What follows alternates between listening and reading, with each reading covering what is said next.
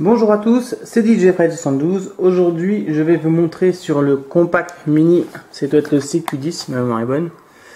Donc voilà, comment changer la barrette, car dedans quand vous l'achetez, vous savez qu'en neuf il est vendu avec 1 Go de RAM. On va lui mettre une barrette de 2 Go. Bon, celui-ci c'est de la DDR2, hein. Donc on peut pas mettre plus gros que 2 Go.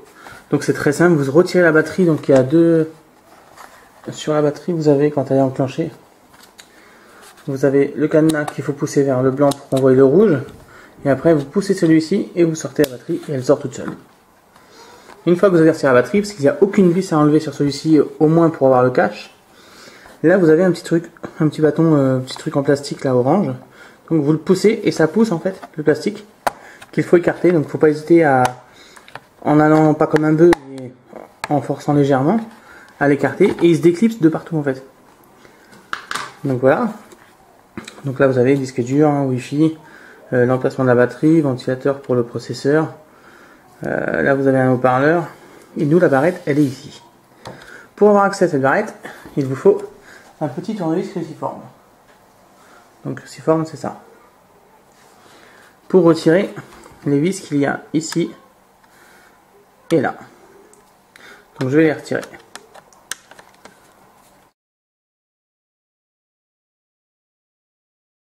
Donc voici la barrette. Vous écartez les deux bidonniers de chaque côté. La barrette elle sort. Vous la sortez droite surtout pour pas la casser. Donc vous voyez là il y a 1 Go. Je sais pas si on voit très bien. D'origine. Hein. Donc 1 Go. Là c'est du Unix. Donc on va remettre du Unix de toute façon. Pour pas qu'il y ait de problème au niveau des valeurs. Que ce soit bien les mêmes. Donc là on va mettre une 2 Go à la place. Donc vous la mettez bien dans le même sens. Donc le petit trou qui est ici. Dans l'empactement ici. Une fois qu'elle est bien enclenchée au fond, vous la poussez dans le fond vers la carte mère.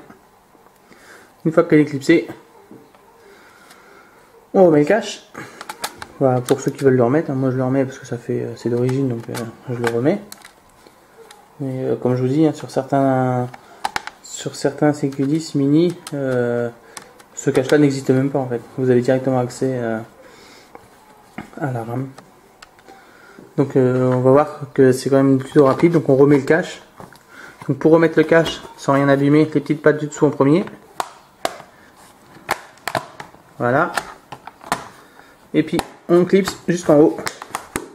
Jusqu'à ce que tout soit clipsé. Bon, faites doucement, il faut pas surtout pas. Enfin voilà, faut gérer où c'est que vous sentez qu'il manque. Il en manque un peu. Donc là sur le tour là ça va.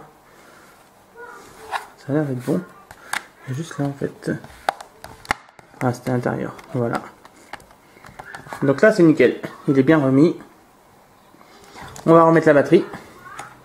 Et on va regarder si le HP a retrouvé. Alors il faut bien reclipser ici si vous voulez pas que la batterie s'en aille. Et on va regarder s'il a bien pris les 2 Go de RAM. Donc pour l'allumer, le petit bouton sur le côté là. Tac, qui s'allume. Et on va voir s'il a bien pris les 2 Go.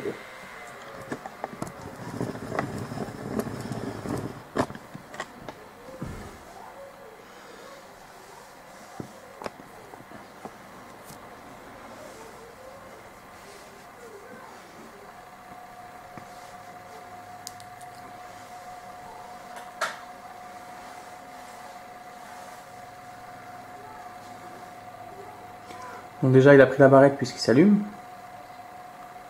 Donc s'il ne l'avait pas prise, soit il aurait bipé, soit il ne se serait même pas allumé. Là il fonctionne, donc déjà pour sûr de la prise. On va juste vérifier qu'il ait bien pris la totalité de la RAM.